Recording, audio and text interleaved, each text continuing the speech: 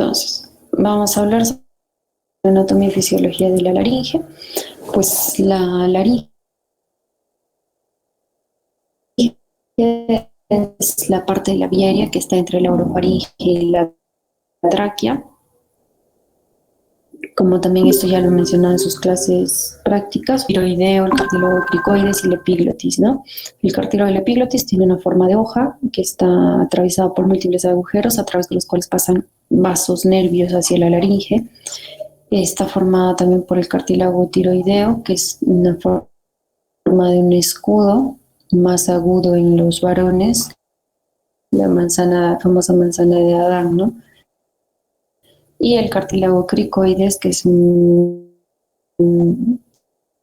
tiene la forma de un anillo en sello.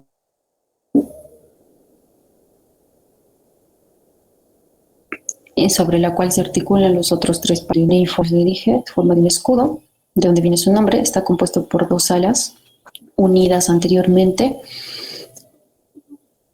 con cierta inclinación. Esta es la famosa manzana de Adán, ¿no? Esta angulación que forma una ala y la otra van a ser más agudas o más prominentes en los varones. Y hacia posterior, cada ala tiene un cuerno, ¿no? Un cuerno superior, uno inferior, que se articula con el cartílago cricoides por abajo. Luego tenemos el cartílago cricoides, que se encuentra debajo de la tiroides, tiene la forma de un anillo en sello, con la parte ancha hacia atrás. La parte ancha es hacia atrás y la parte delgada hacia adelante. Es en la parte ancha por encima que se va a articular con los cartílagos aritenoides y por encima de estos con los corniculados. Se ubica a nivel de la C6 y C7 en el adulto y a nivel de la C3 y C4 en el lactante. Constituye el único anillo completo de toda la vía aérea, chicos, porque los anillos traqueales no son anillos completos. Entonces es el único anillo que es completo de toda la vía aérea.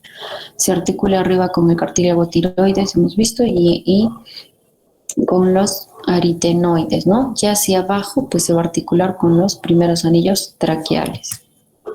El cartílago de la epiglotis tiene esa forma de hoja que se va a mover hacia abajo para formar una barrera sobre la glotis y proteger así la entrada del bolo alimenticio. Hemos mencionado también esto en prácticas, ¿no? Cuando uno va a deglutir, inicia la deglución, la función principal de la laringe es de protección.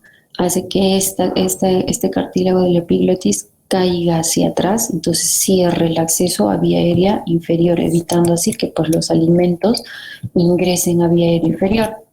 Y el cartílago, los dos cartílagos pequeños en pares, pues el cartílago aritenoides que tenemos acá, tiene la forma de una pirámide, de un triángulo. Es aquí donde se articulan las cuerdas vocales, en su borde inferior, ¿no? Se articulan las cuerdas vocales, se encuentra en la parte superior del cricoides y tiene la forma de una pirámide. Encima de esto se articulan los corniculados. Entonces, cartílago corniculado y cuneiforme, corniculados llamados también cartílagos de Morgagni, son cartílagos pequeños en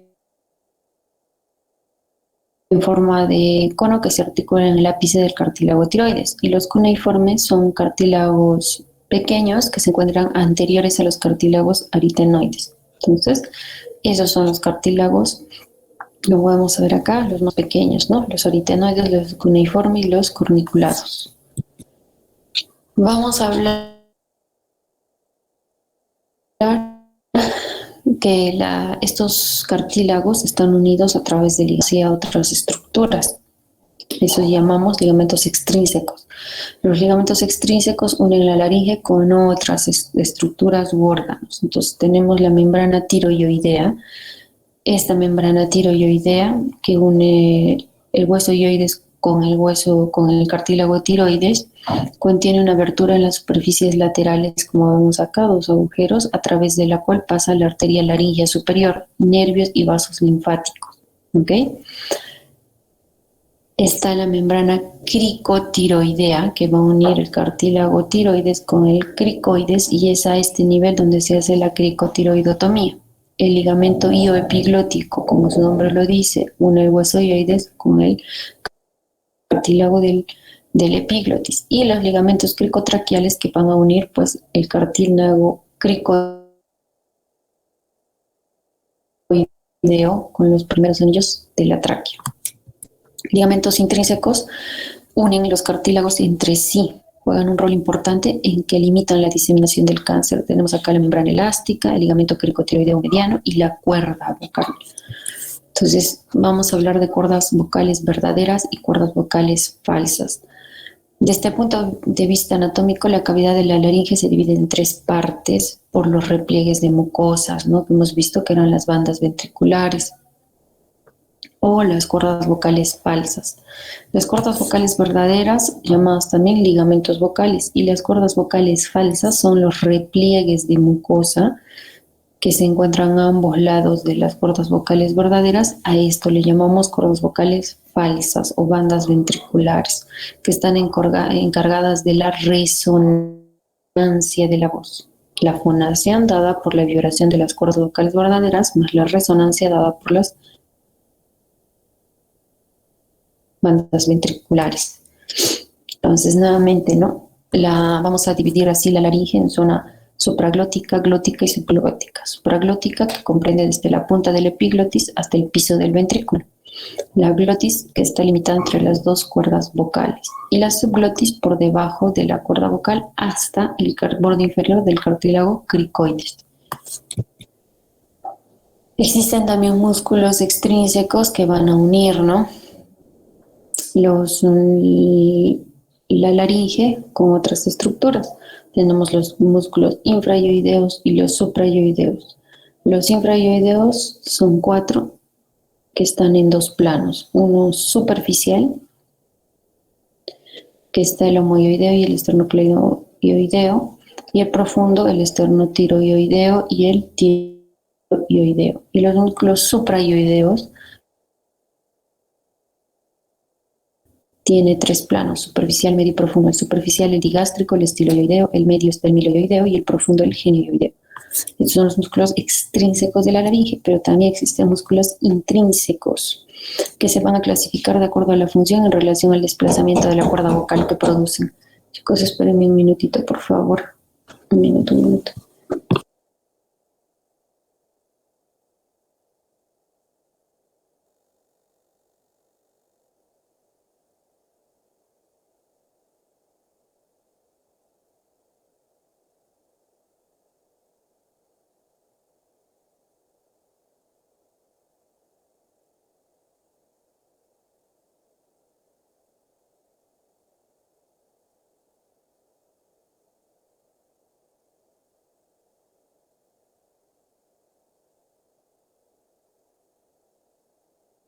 Listo. Entonces, eso, ¿no? Así vamos a hablar de músculos que producen aducción, o sea, aductores que producen cierre de las cuerdas vocales, y los músculos que producen abducción, apertura de las cuerdas vocales. El único músculo abductor que produce apertura de las cuerdas vocales es el cricotiroideo posterior, siendo los demás todos aductores, cierre de la cuerda vocal.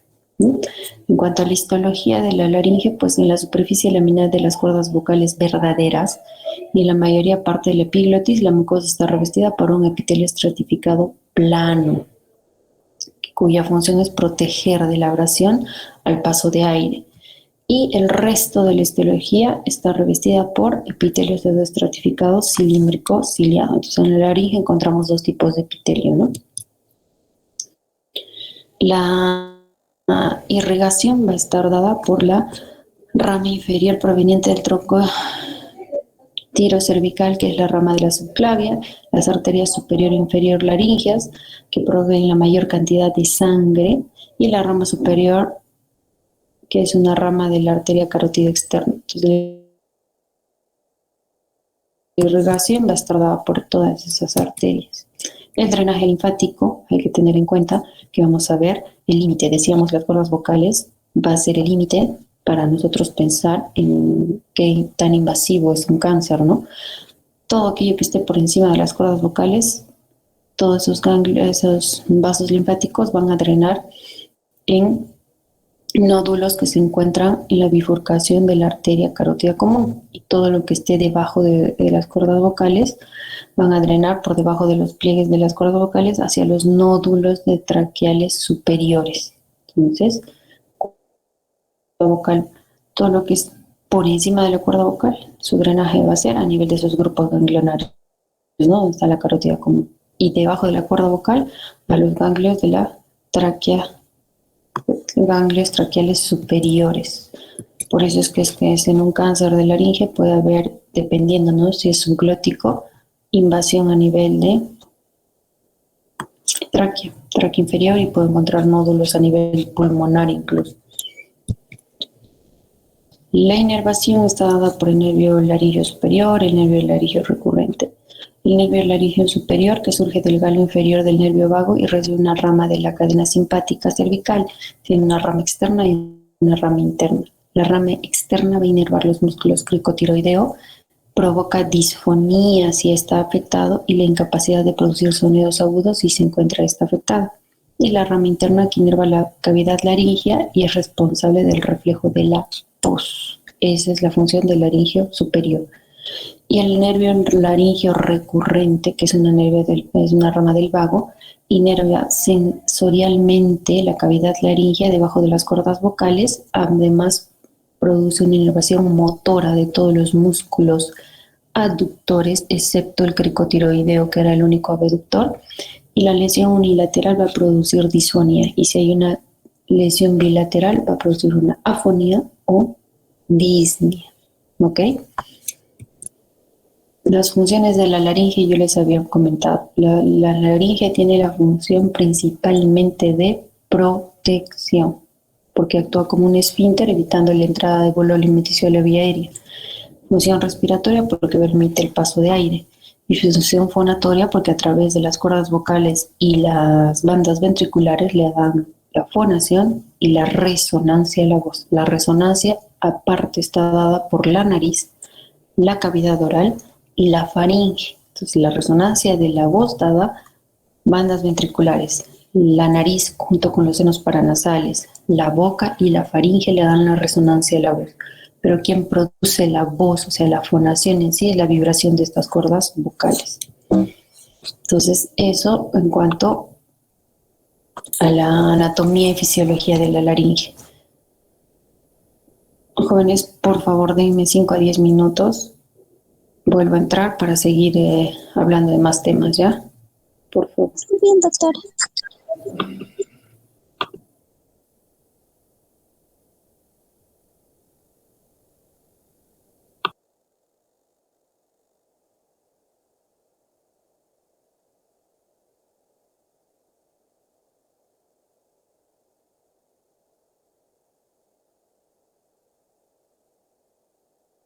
Vamos a hablar de la laringitis aguda y por hoy vamos a hablar de la laringitis aguda.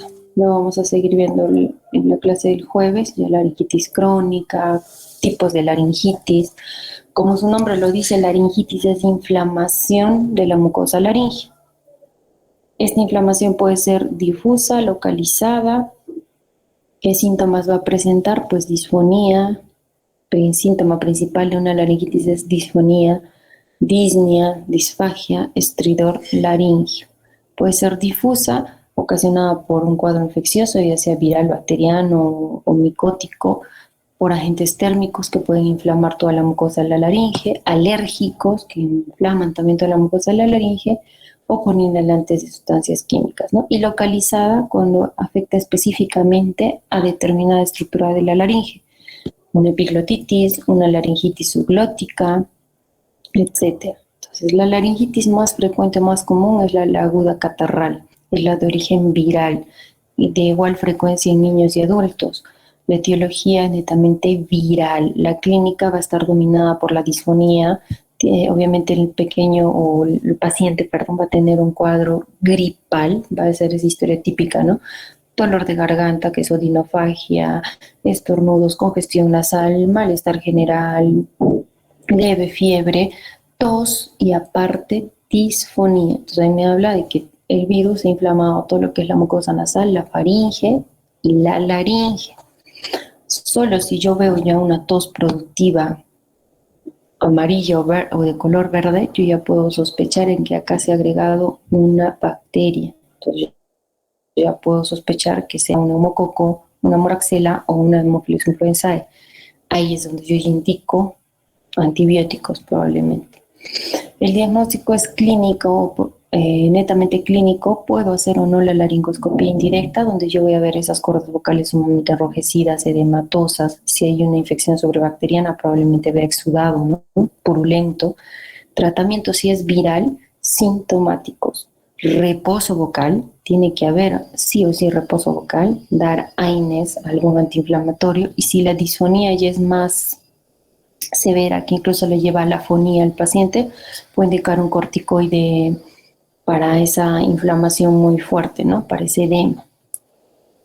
Y si es que ya veo una tos productiva, pues a todos estos sintomáticos o antiinflamatorios tendré que agregar además un antibiótico.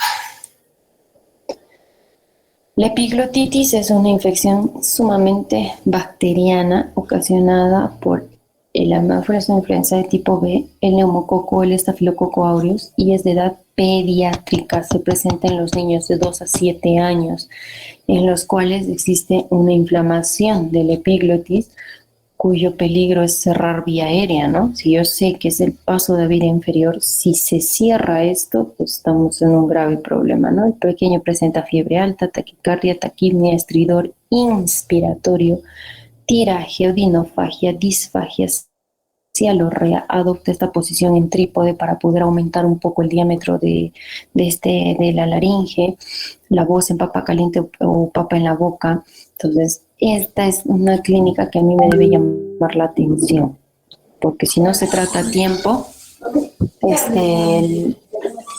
si no se trata a tiempo, pues el paciente puede morir. ¿Ok? Entonces, es una patología que la tenemos que tener en cuenta, es una patología pediátrica, de edad netamente pediátrica, chicos. ¿Por qué pediátrica y por qué yo no puedo encontrar una epiglotitis en un adulto? Por el diámetro que tiene la laringe en estos pequeños. El diámetro de toda la vía aérea superior e inferior en los niños es muy pequeño. Entonces, en ellos, una inflamación que implique que la mucosa se inflame 1 a 2 milímetros es muy significativo, porque esa inflamación puede generar obstrucción fácilmente de la luz. En cambio, en un adulto, como tiene la laringe con un diámetro mayor o la tráquea con un diámetro mayor, una inflamación de 1 milímetro o 2 milímetros no va a generar tanta sintomatología como si en la edad pediátrica.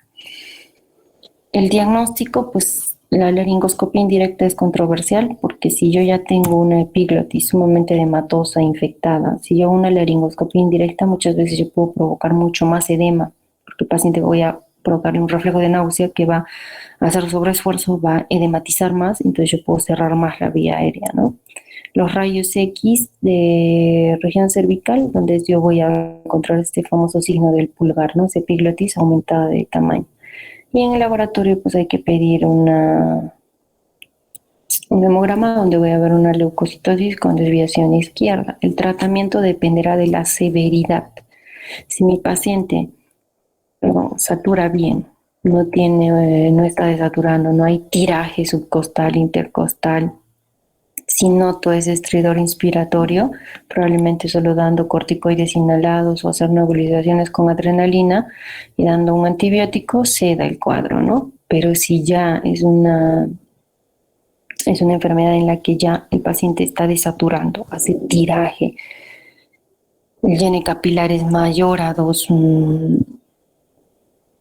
segundos, donde me indique que ya está siendo afectado, ¿no? Está siendo afectada la respiración, que el aire no está entrando a los pulmones. En muchos casos hay que intubar, porque si no se intuba, en cualquier momento esto se cierra, el paciente puede hacer un paro respiratorio. Entonces, hay escalas, que esto lo van a volver a repetir en pediatría, sí, van a ver la escala de Taussig, donde van a ver, ¿no? Cuándo es un leve, moderado, severo y qué es lo que yo tengo que hacer en cada caso.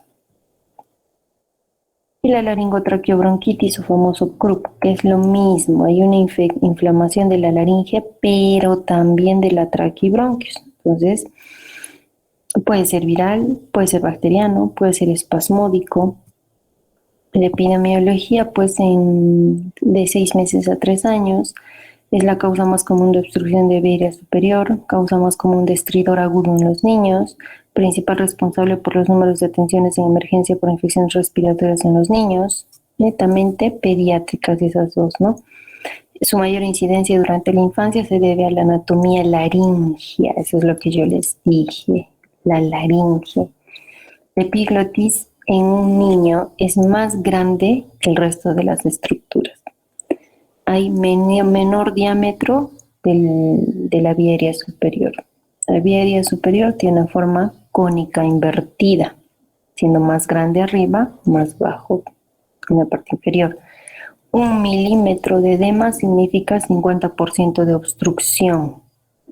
Entonces, tiene mayor laxitud de los tejidos conjuntivos, los pequeños, mayor riqueza de tejido linfoideo. Todo esto contribuye a que el pequeño, o sea, esta patología sea más frecuente en edad pediátrica que en edad adulta. Todo esto. Entonces, el crup viral, como decíamos, producida por un virus, cualquiera de estos virus, la clínica va a ser fiebre, disfonía, tos, perruna, estridor. El estridor en este caso va a ser inspiratorio y expiratorio. Va a haber disnea. Si yo ausculto, los pulmones, yo voy a encontrar sibilantes probablemente por esa obstrucción de los bronquios. En casos graves, el paciente puede tener taquicardia, taquimia, cianosis, agitación, somnolencia, etcétera, ¿no?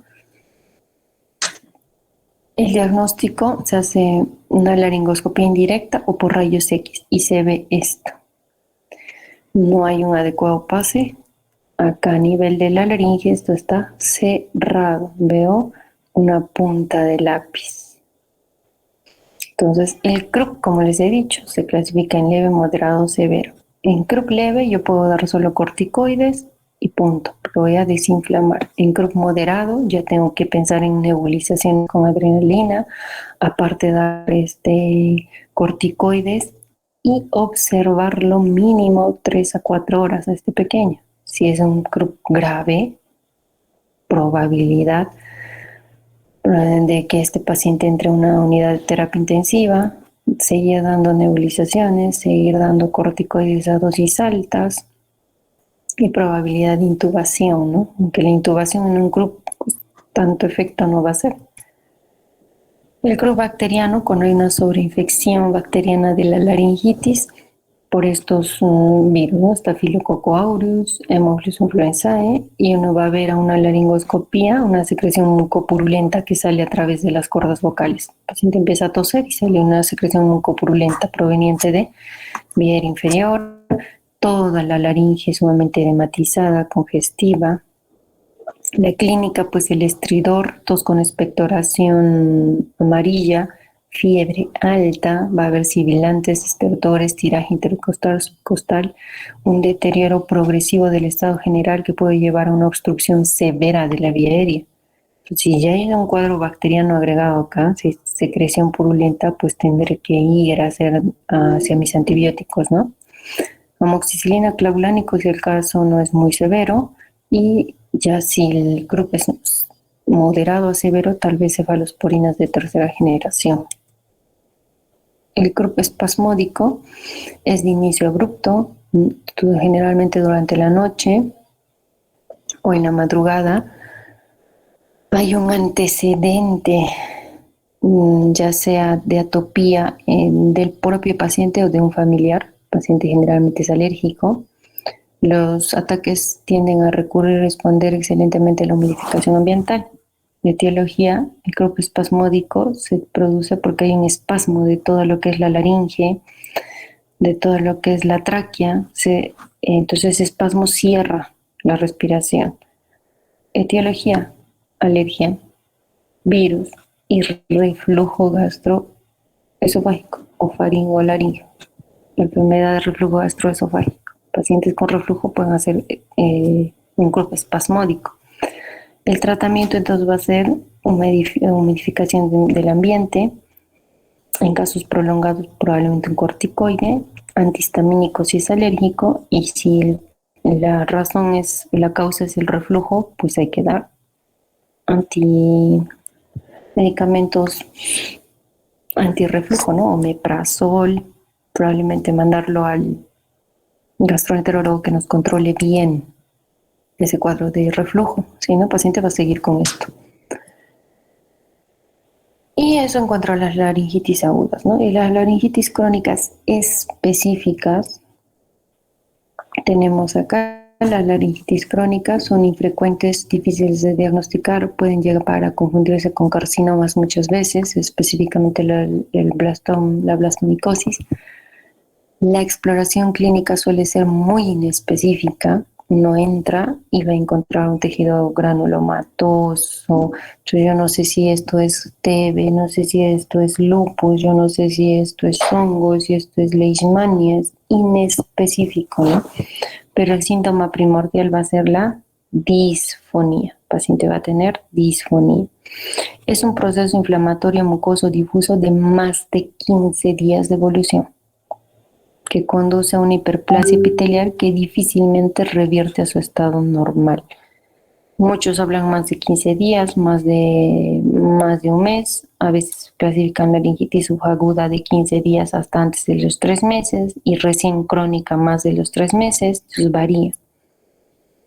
Entonces vamos a hablar de laringitis crónicas primarias y secundarias. Las primarias son inespecíficas en varones entre 45 y 65 años, provocados por diversos agentes, ¿no? Como tabaco, alcohol, reflujo, obstrucción nasal, intubación, endocrinopatías, uso inadecuado de la voz. Secundarias o específicas tienen una causa definida.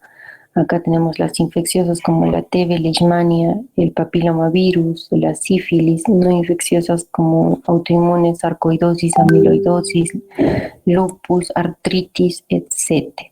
Entonces, las laringitis infecciosas constituyen un grupo de enfermedades poco frecuentes. Las lesiones se producen muchas veces, las lesiones que producen muchas veces no se diferencia del cáncer laringio.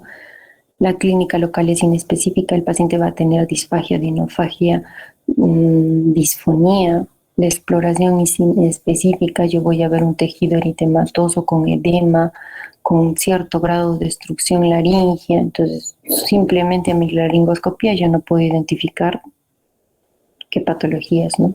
Si es TB, es leishmania, no lo sabemos, o es cáncer muchas veces. La tuberculosis se dice que puede producir generalmente lesiones a nivel de la comisura posterior y región del aritenoides. Aquí sobre todo se encuentra la tuberculosis. Es una enfermedad granulomatosa la más frecuente, muy, muy, muy endémica en nuestro medio. Entonces, frente a un paciente con una laringitis crónica, lo primero que yo tengo que sospechar y a descartar es tuberculosis. La clínica, pues disfonía, tos o dinofagia, puede haber una otalgia refleja o no. Yo hago mi laringoscopía, veo tejido granulomatoso a nivel de las cuerdas vocales, del epiglotis. Más sobre todo afectan, como les dije, comisura posterior y región aritenoidea. Hago un diagnóstico frente a la sospecha, veo si es un sintomático respiratorio, ¿no? Pido cultivo y me sale positivo, doy tratamiento, el esquema que todos conocemos para la tuberculosis. La sífilis también produce una laringitis crónica, sobre todo en la etapa secundaria y terciaria. La clínica y afección laringea coexistente con afección faríngea. A nivel de la base de la lengua puedo encontrar lesiones, comisura posterior, en la epiglotis. Pueden llevar en recién nacidos una estenosis. El diagnóstico y tratamiento siempre va a ser identificando, obviamente, el treponema pallidum, ¿no?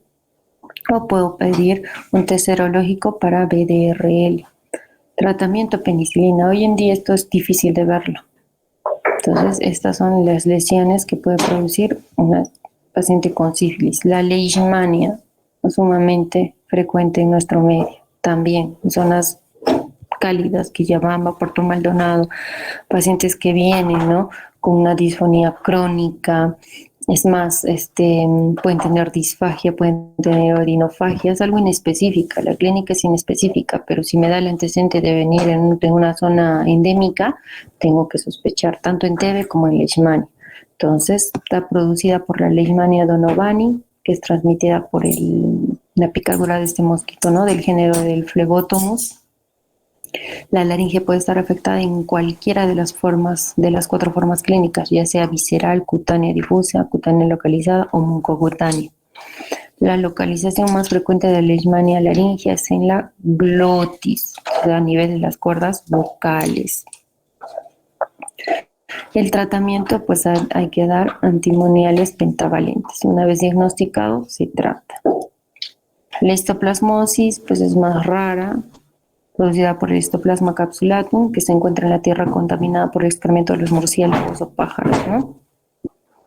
Va a producir granulomas que se ulceran, convirtiéndose en lesiones muy dolorosas a nivel de la laringe. Entonces, el paciente va a tener mucha más odinofagia que otros.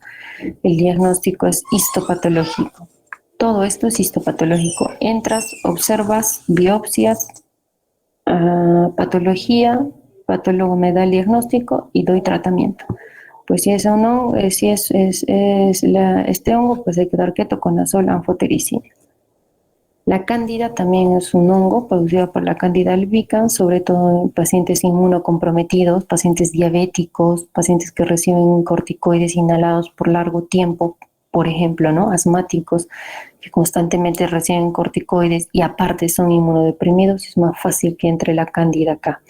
Entonces, la clínica, disfonía, disfagia o dinofagia, como hemos visto, es inespecífica, afecta sobre todo a la región supraglótica y voy a encontrar a mi laringoscopía estas placas blanquecinas con la mucosa muy eritematosa, friable, uno raspa un poquito la mucosa y empieza a sangrar. Entonces, frente a esto, tratamiento nistatino fluconazol. El papiloma laringio se localiza, ¿no? El papiloma producido sobre todo por el VPH tipo 6 y 11 va a producir estas lesiones típicas verrugosas, como verrugas, sobre todo en la glotis. Pueden ser una, varias, miles lesiones a nivel de la glotis. Un minuto, por favor.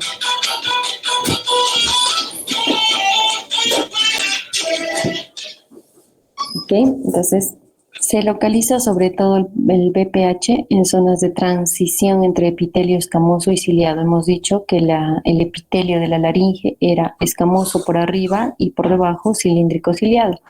Justo en ese punto de transición es ahí donde se pone este virus, al igual que en el BPH a nivel del cuello del cervix. Ahí en el epitelio de transición es ahí donde se implanta, igual acá en la laringe, ¿ok? Entonces puede afectar cuerdas vocales, bandas ventriculares, el ventrículo de Morgagni, la laringe del epiglotis, la tráquea, etc. La sintomatología acá, básicamente lo más habitual es una disfonía progresiva. A veces disnea o estridor, dependiendo de qué cantidad de papiloma haya o qué tamaño, ¿no? Si obstruye casi el 100% o el 90-80% de la glotis, obviamente mi paciente va a tener disnea también. Pero en su mayoría es un paciente que tiene una disfonía que poco a poco va progresando, de leve, moderado a severo. Y si ya es severo, probablemente ya tenga un grado de disnea. El diagnóstico hay que hacer una laringoscopía indirecta, una nasofibrolaringoscopía, se puede hacer una biopsia en ese momento, la biopsia me va a identificar el papiloma, entonces el tratamiento va a ser quirúrgico, hay que resecar todo, ¿ok? No existe un tratamiento médico para el papiloma, entonces hay que hacer una resección.